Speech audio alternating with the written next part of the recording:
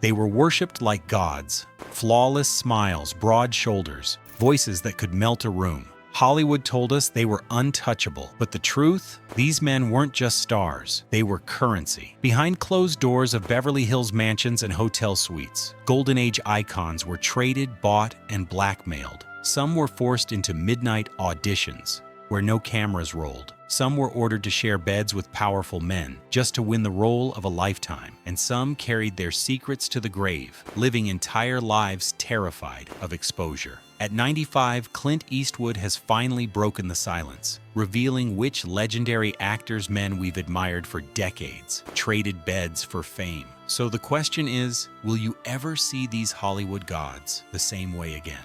Number 15. James Dean, the rebel who wasn't free. James Dean, the rebel without a cause, was the very definition of cool. But the truth is, Dean's short career was paved with nights of exploitation. When he first arrived in Hollywood, Dean had nothing. No connections, no money, no protection. That's why he was quickly spotted by talent scouts who weren't really scouting for talent. At places like the Chateau Marmont, Dean was reportedly given a number, paraded at private parties where producers decided who got a chance at auditions. One of Dean's earliest mentors, Rogers Brackett, provided him money, a roof, and introductions, but at a heavy cost. Neighbors later recalled hearing Dean sobbing behind bathroom doors late at night, only to appear smiling on set the next morning. And according to whispers, Dean was once secretly filmed in a penthouse session, the tape later used to keep him compliant. His silence, his obedience, those were the real contracts binding him. Dean's fame came fast, but so did his end. In 1955, at just 24, he died in a mysterious car crash. Some say he lived fast, but maybe he was running from more than just himself. Number 14. Marlon Brando. The confession? Marlon Brando once admitted it himself. I slept with anyone who could give me a part, male or female. It didn't matter. As a struggling actor in the 1940s, Brando was passed around New York's theater elite before Hollywood. Director George Cukor allegedly kept him on a private retainer, night rehearsals, in exchange for cash and connections.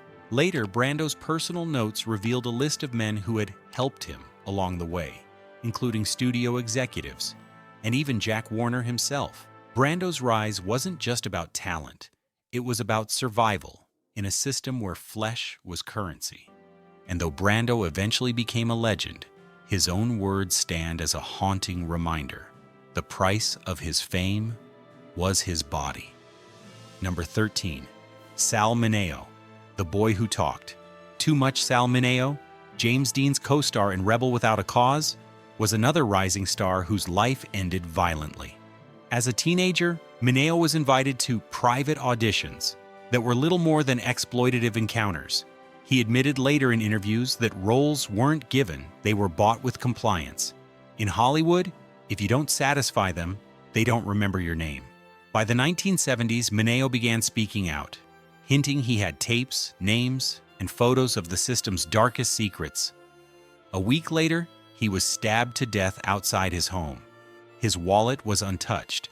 His briefcase, rumored to hold those very secrets, was gone. Coincidence or the price of speaking out? Number 12. Rock Hudson, the gentleman who couldn't say. No, Rock Hudson was Hollywood's ultimate leading man. To fans, he was strong, suave, untouchable. But behind closed doors, he was trapped. Hudson's manager, Henry Wilson, was infamous for training actors not just for the screen, but for the bedrooms of powerful producers. Hudson, young and desperate, was obedient. Studio notes described him as discreet, polite, and ready whenever needed. Whispers say Hudson's body was even used to secure financing at private Palm Springs estates, where wealthy backers expected more than small talk. Later, Hudson confided to a close friend, "I was never allowed to say no." His smile on screen was real, but so were the scars of what it cost him to keep it. Number 11. Carrie Grant. The gentleman with secrets, Carrie Grant, the man every woman dreamed of marrying, wasn't living the dream at all. Before fame, Grant lived with actor Randolph Scott for nearly 2 decades. The two hosted private gatherings for Hollywood's elite, parties that weren't just about drinks. A A cinematographer once claimed that Grant would disappear upstairs with producers, returning later with contracts waiting to be signed. Magazines of the time painted them as inseparable companions. But Hollywood insiders knew it was more than companionship. It was survival. Perhaps that's why Grant married 5 times.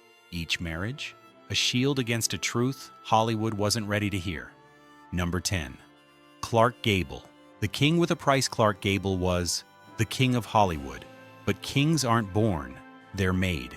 And Gable's rise was greased with compromises. Thrown out of his home at 21, Gable was taken in by playwright William Wright. Neighbors recalled how Gable served drinks at Wright's parties, only to slip away into private rooms. Even as Gable became famous, MGM execs whispered about his past.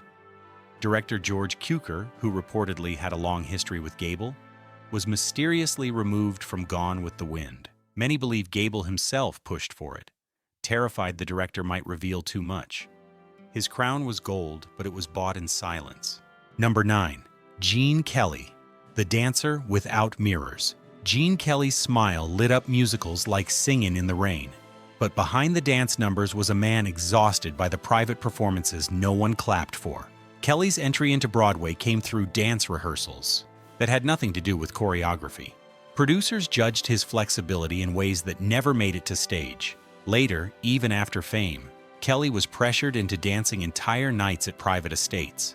Contracts signed only after he'd entertained investors. In a letter to a friend, Kelly once confessed, "They want me to dance for them. No one asks if I'm tired.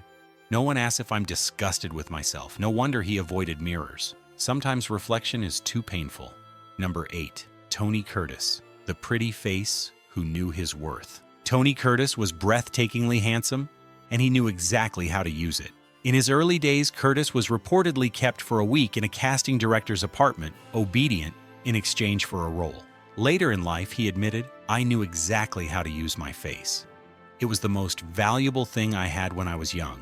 His fans saw him as the heartthrob of the century. But in Curtis's own private notes, he wrote, "If people knew what I did to get this role, they'd never think I was sweet again." Number 7. Anthony Perkins, Norman Bates, and his real horror. Anthony Perkins, best remembered as Norman Bates in Psycho, lived in constant fear, not of knives, but of exposure. As a young actor, Perkins was introduced to powerful men who promised roles in exchange for companionship. Even Alfred Hitchcock himself was rumored to have ensured Perkins' availability during Psycho's filming, adding secret clauses to contracts. Perkins once wrote to a lover, "I'm not afraid to die for a role. I'm afraid people will find out how I had to die slowly to earn it." His horror wasn't fiction, it was life. Number 6. Rudolph Valentino, the lover who never chose love. Before Valentino became Hollywood's Latin lover, he was a desperate immigrant, renting himself out at secret New York clubs just to survive. Wealthy producers would hire him for the night, and one of them, Norman Carey, later brought him to California. That connection led to The Four Horsemen of the Apocalypse, the film that made him a legend. But in his diary, Valentino once wrote, "The world calls me their lover, but the first night I lay still, no one kissed me at all." Number 5. Tyrone Power, beauty as currency. Tyrone Power was one of the most adored stars of the 1940s, but he knew beauty wasn't a gift. It was currency. Before Fox signed him, Power was taken on vacations with older producers in Palm Springs where swimwear tests turned into obedience tests. A maid once recalled seeing him leave a room pale, clutching a contract with shaking hands. Power's fame skyrocketed. But as his friend Cesar Romero said, Tyrone knew to stay where he was, he had to protect the image, even if it meant selling pieces of himself. Number 4. Montgomery Clift, Sad Eyes and Silent Nights. Montgomery Clift's haunting eyes weren't just acting, they were grief. In private, Clift admitted to Elizabeth Taylor that he once traded intimacy with a stage director just to get his first part. "I don't regret it," he told her, "but every time I remember it, a part of me dies." Clift spent his career hiding, drinking, and destroying himself, never able to escape the shadow of what he'd done to be chosen. Number 3. Tab Hunter, the idol who was owned. Tab Hunter was the picture-perfect teen idol of the 1950s, But at 19, he was arrested at a gay party in Long Beach. His career should have ended right there. Instead, a powerful producer bailed him out on one condition: Hunter became his property, bound by silence. Later, studios forced him into fake romances with Natalie Wood and Debbie Reynolds to keep the truth hidden. Hunter later admitted in his memoir, "I wasn't chosen for my acting. I was chosen because I was willing to be quiet and beautiful." Number 2. Van Johnson, the boy next door, who paid rent in flesh.